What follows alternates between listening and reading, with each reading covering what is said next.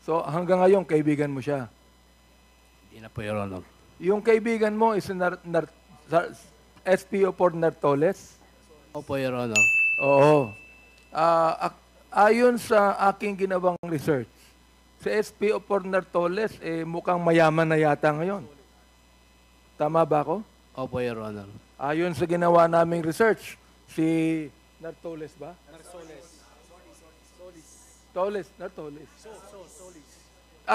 Tolis lang. Di ba, Lena? Basta't yun. Kilala mo yun, di ba? Ay meron po siyang resort sa Samal. Totoo ba yun? Opo, Your Honor. Ibig sabihin, maaaring masabi mo na yung ginawa niya, na pinagawa sa inyo, ay nagkaroon din siya ng malaking pera tungkol doon. Ano po? Opo, Your Palagay Honor. nyo? Opo, Your Honor. Siguro, siya rin ang nagbulsa nung dapat ibigay sa inyo. Sapagkat ang sabi niyo sa akin kanina, ang bawat isang napatay na niyo, 1 milyon. Opo, Your So Honor. therefore, 3 milyon ang natanggap niyo bawat isa, correct? Dalawa lang po ang binigay niya. Hindi, kaya nga, 3 milyon dapat, correct? Opo, Ang opo, bawat Your isa sa inyo. Opo, Your Honor. Ang naibigay lang sa inyo, tigi 1 milyon. Opo, Your Honor. Ibig sabihin, yung 4 na milyon nasa kanya. Ano? Opo, Your Honor. Palagay niyo po.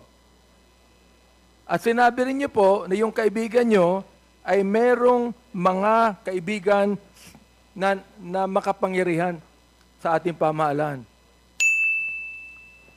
Mr. Tan, tama ho ba? Opo, Your Honor. Nabanggit po ba niya sa inyo sino yung makapangyarihan na kilala niya sa dating administrasyon?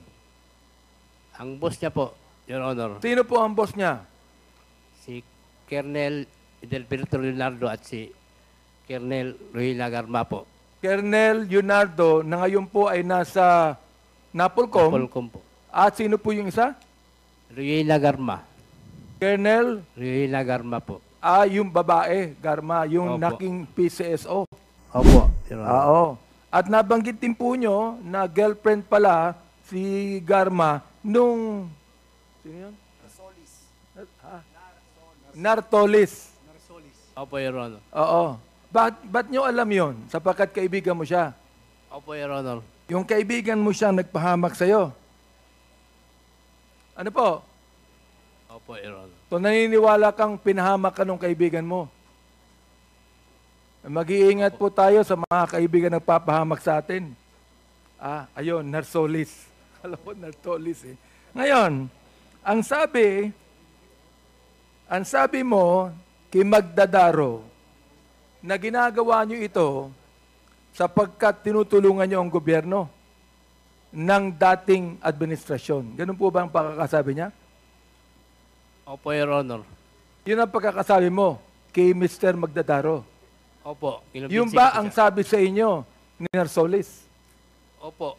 So, ibig sabihin, ang sabi ng SPO for Narsolis, kaya nyo gagawin to sapagkat ito'y ginagawa nyo dahilan sa yun ang utos ng former administration. Opo, Your Honor. Okay?